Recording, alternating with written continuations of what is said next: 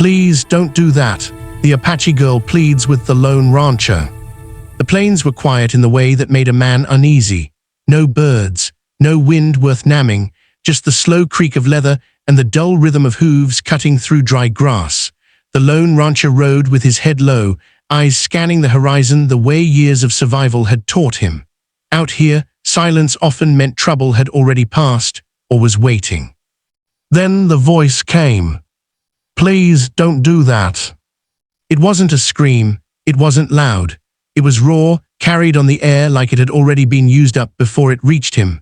The rancher pulled his horse to a stop and turned toward the sound.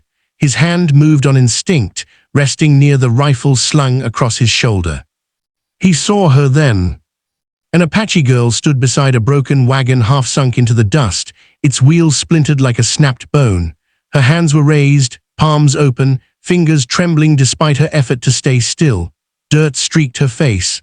Her dress was torn from travel and struggle, not neglect. There was fear in her eyes, but it wasn't the kind that begged. It was the kind that warned. The rancher lifted his rifle, not to aim, but to be ready. Out here, hesitation could get you buried. Please, she said again, swallowing hard, don't. He studied her the way he'd learned to study storms, looking for lies, for sudden movement, for the sign that danger was closer than it seemed. He expected a trap. Raiders often used bait. He'd seen it before. But nothing moved. No shadows shifting on the ridge, no sound of horses hidden in the grass, just her, alone. He lowered the rifle an inch. What happened? He asked, his voice rough from disuse. She glanced back at the wagon, then at the open land behind her. Bad men, she said. They took what they wanted. I ran. Her English was broken but honest, the kind learned from listening, not schooling. The rancher dismounted slowly, keeping his movements wide and visible. His boots hit the dirt with a soft thud that seemed too loud in the stillness. He noticed the bruises on her wrists, the dried blood near her temple, the way she stood between him and the wagon as if guarding something or someone already gone. You're far from your people, he said. Yes, that's dangerous. Her jaw tightened, so is being found. He nodded once, she was right. The rancher thought of all the rules he lived by. Don't get involved. Don't invite trouble home. Don't trust what the land hasn't tested. Those rules had kept him alive, but they'd also kept him alone. He looked at her again, not as a problem, as a person. Slowly, deliberately, he stepped back from the rifle and let it rest against his saddle. I'm not here to hurt you, he said, but if you stay out here, someone else will. She searched his face, measuring something deeper than his words. Finally, she lowered her hands. And in that moment, quiet, fragile, irreversible, the plains shifted, as they always did when a man chose who he was going to be. They did not speak at first. The rancher walked ahead, leading his horse by the reins, while the Apache girl followed at a careful distance. She kept her eyes on the horizon, not on him. That told him more than words could. She wasn't afraid of him anymore, but she wasn't ready to trust him either. The broken wagon stayed behind, swallowed by dust and distance. After a while, the wind picked up, carrying the dry smell of sage and old earth.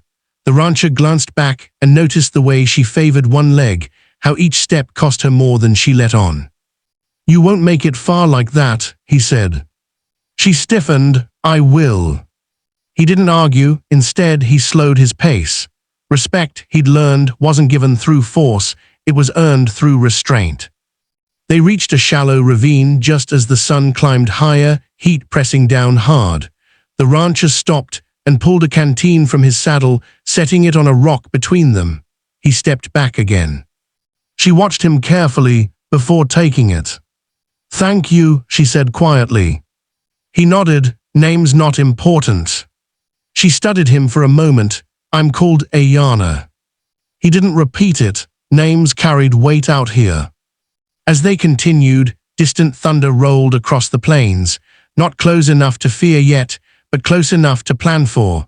The rancher pointed toward a low ridge in the distance. My place is past that, he said. You can rest there, leave when you want. Gianna slowed. Why? He thought about the question longer than it deserved. Because I know what it costs to be left behind. She didn't answer, but her shoulders eased just a fraction. By the time they reached the cabin, the sky had darkened, clouds stacking like a warning. The ranch was small, one room, a lean-to stable, fences that had seen better years, nothing that suggested safety except the man who stopped at the door and gestured for her to enter first. Inside, the air smelled of wood smoke and old leather. He lit a lamp, then stepped back again, keeping distance like it mattered. You can sleep here, he said. I'll stay outside.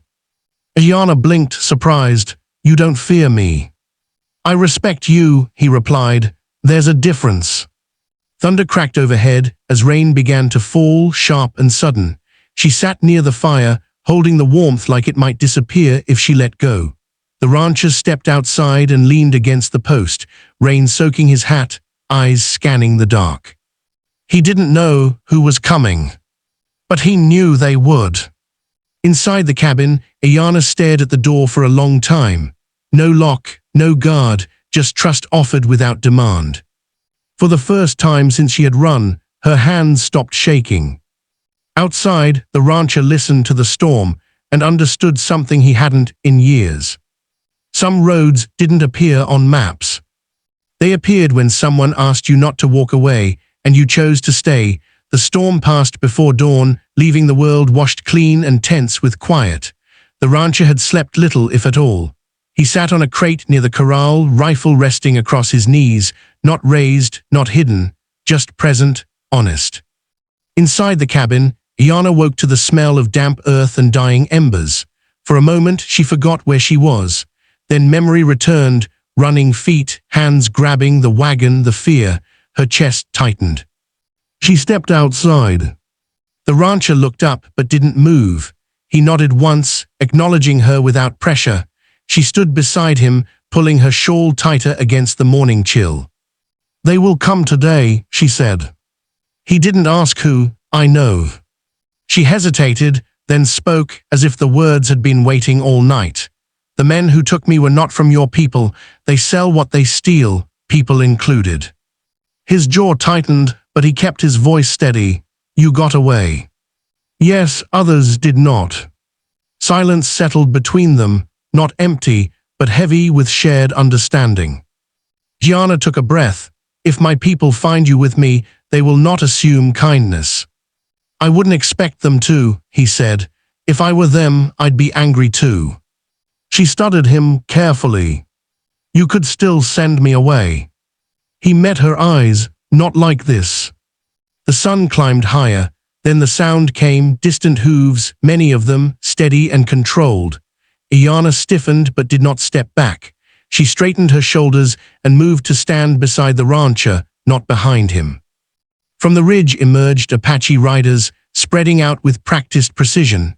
Their presence was powerful, deliberate. At their center rode a man older than the rest, broad and composed, his posture commanding without effort. The chief. The riders stopped just beyond the corral. Dust hung in the air like held breath. Gianna stepped forward and spoke rapidly in her language, her voice strong despite everything she'd endured. She pointed once toward the rancher, not accusing, not pleading, explaining. The chief listened, without interrupting. Then he rode forward alone.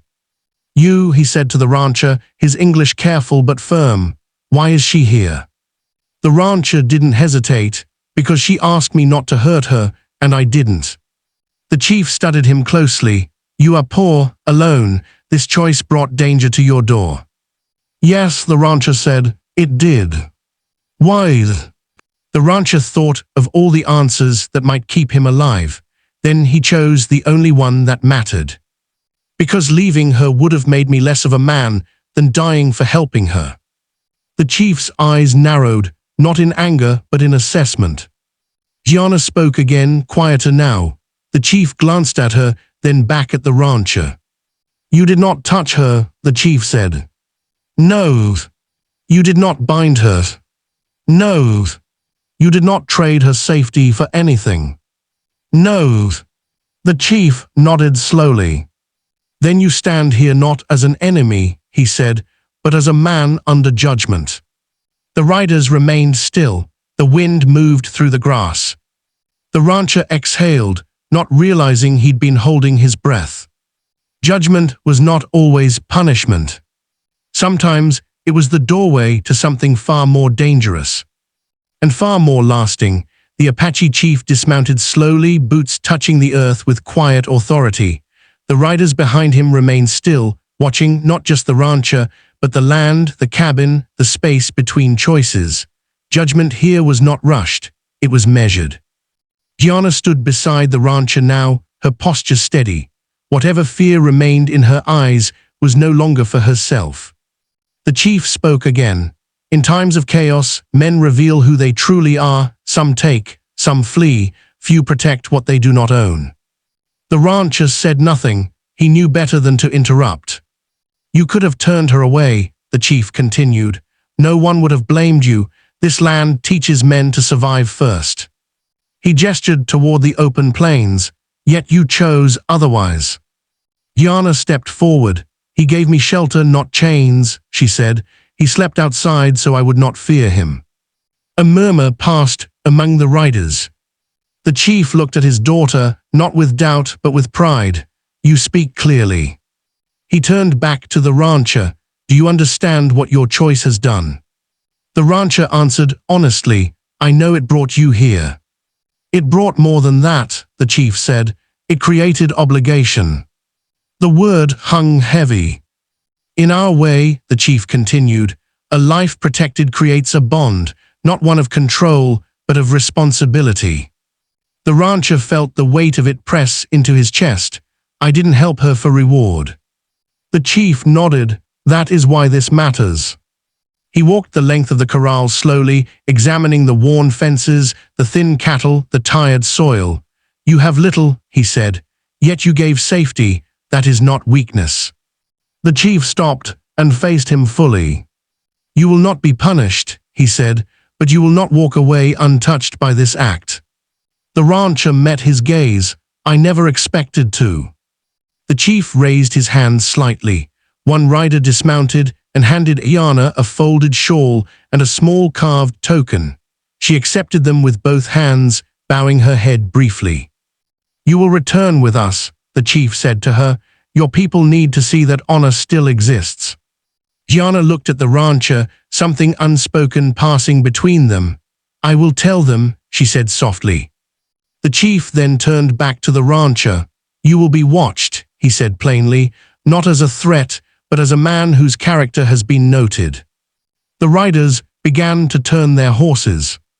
As they prepared to leave, the chief paused one last time. The West is shaped by men who act when no one is looking, he said. You acted. With that, they rode away, dust rising behind them. The rancher stood alone again, but not as before. Gianna lingered for a moment before mounting her horse. What you did, she said, will travel farther than you think. He nodded, so will you. She rode after her people, the token glinting briefly in the sun. The rancher watched until the plains swallowed them. For the first time in years, the silence that returned did not feel empty. It felt earned. The dust from the Apache horses settled slowly, drifting back to the earth like it had never been disturbed. The rancher stood where they had left him, hat in hand, staring at the open plains. The world looked the same dry grass, same crooked fences, but something beneath it had shifted. He felt it in the stillness. Life returned to its familiar rhythm, but not quite. The mornings came with more purpose. He repaired what he'd long ignored, mended a gate he used to walk past, hauled water farther than he needed to. It wasn't hope, not yet, but it was responsibility, and responsibility had weight. At night, he found himself listening more closely to the land. Coyotes sang from farther off. The wind moved differently through the grass. Even the cattle seemed calmer, as if sensing a boundary now existed that hadn't before. 3 days passed. On the fourth morning, he noticed fresh tracks near the outer fence, Apache ponies, light and careful. They didn't cross onto the land, They circled it, watching. He understood. This wasn't surveillance born of suspicion, it was acknowledgement. Later that day, a trader came through, one who had avoided the area for years. The man tipped his hat cautiously and spoke in a low voice. Heard this place was safer now. The rancher nodded, so am I. Word traveled faster than he expected. Travelers began stopping again, not staying long, but staying long enough. No trouble followed them, no threats. The land began to breathe easier. One evening, just as the sun dipped low, a lone rider approached. It was Ayana. She dismounted near the corral, no fear in her movements now. She carried herself differently, stronger, steadier. My father sent me, she said, and I came because I wanted to. They sat by the fire as the sky darkened. She spoke of her people, of how her story had been received, not with anger, but with respect. Of how the chief had said some paths are chosen only once, but shape many lives. You changed how they see this land, she told him, and how they see you. He shook his head. I didn't mean to. She smiled faintly. That's why it worked. She stayed the night, not as someone in need, but as a guest. At dawn, she prepared to leave again. Before mounting, she pressed the carved token into his hand. This means you are under protection, she said, and obligation. He closed his fingers around it. I understand. As she rode away, the rancher realized something simple and profound. He was no longer invisible. The West did not forget men who chose honor when no one demanded it. And while the future was still uncertain, still hard, it was no longer empty. The plains remembered. And so did he. The seasons turned quietly after that. Summer burned hot and unforgiving, then gave way to a fall that carried cooler winds and steadier skis. The rancher worked as he always had, but the work felt different now, not heavier, not easier, just grounded. Each fence he repaired, each trail he cleared, felt like a promise kept rather than a burden endured. The land responded. Grass returned where it once refused to grow. Game moved closer again. Travelers passed through without fear, some leaving supplies or coin without being asked. No one claimed ownership of the change, but everyone respected it. One morning, the rancher woke to the sound of hooves, not cautious this time, not distant. He stepped outside and found Ayana standing near the corral, alone, her horse calm beside her. I've come with words, she said, and with choice. They sat together as the sun climbed. She told him her father was growing older, how leadership was shifting, how alliances mattered more than ever. The chief had spoken of the ranch again, not as territory, but as a meeting place, a place where restraint had proven stronger than violence. He said some men guard land with guns, Ayana said, others guard it with decisions. You did the second. The rancher looked out over the plains. I just didn't want to be the kind of man who walked away. She met his eyes, and that is why the West noticed. She offered him the token once more, not as a warning now, but as recognition. This marks you as a man under shared protection and shared responsibility. He accepted it with a nod. I'll honor it. Yana stayed through the day, helping mend a fence, sharing food, speaking little. When evening came, she prepared to leave. Will I see you again? He asked, not with expectation, just honesty. She smiled gently. Paths cross when they are meant to. As she rode away, the rancher stood watching until the land swallowed her shape into distance. He felt no emptiness, only clarity. He understood now that the West wasn't conquered by strength or claimed by force. It was shaped by moments when someone chose restraint over fear, mercy over power. Years later, stories would travel. Of a lone rancher who lowered his rifle when he didn't have to. Of an Apache girl who spoke up when silence would have been safer. Of a place on the plains where violence stopped, not because it was defeated, but because it was refused. The rancher grew older there, not rich, not famous, but respected. And when the wind moved across the grass at dusk, it carried something rare across the plains. Proof that one choice, made quietly, could outlast gunfire. The West remembered. And that was enough.